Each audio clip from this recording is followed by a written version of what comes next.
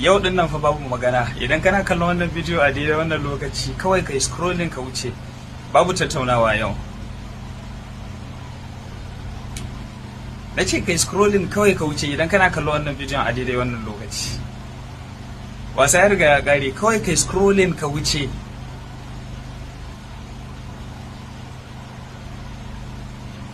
Na ce yau babu magana, kawai kai scrolling sama ko ƙasa ka wuce, ka je ka kalli bidiyo na gaba.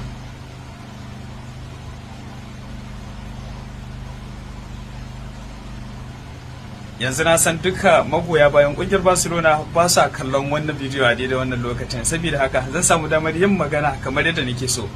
Da farko idan ka kalli wannan wasan, kungiyar Barcelona ta yi rashin nasara a wasan, amma in ka duba yadda kungiyar Barcelona ta buga wasa, gaskiya ni ina gani a wannan kakar wannan wasar yana ɗaya daga cikin wasa mafiya kyau na kungiyar Barcelona, saboda tun first half kungiyar Barcelona ta bayar da dukkanin karfin ta wannan wasan, amma kwallo bai shiga ba. Ka duba so nawa suka daki ba, so nawa suka kai attempt masu kyau, amma kungiyar Barcelona ta yi rashin nasara a wasan da ci 2-1. Waye ma zura ma kungiyar Barcelona kwallo guda?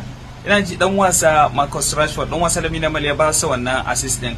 Idan ka duba wannan wasan gaskiya kungiyar Barcelona ta yi kokari amma ta yi rashin nasara. Yanzu idan ka duba teburin gasar La Liga, kungiyar Barcelona har yanzu suke ci gaba da jagoranci a teburin gasar La Liga, amma tazarar maki ɗaya ne kacal tsakaninta da kungiyar Real Madrid a hali yanzu. Ka duba tazarar maki nawa suka bayar da, amma yanzu gashi ya koma tazarar maki ɗaya kacal tsakanin kungiyar Barcelona da Real Madrid. Wasa ya kare kuma kungiyar Barcelona ta yi rashin nasara a wasan. Muna taya ta jaje da wannan rashin nasara mai muhimmanci da kungiyar Barcelona ta yi a wannan wasa.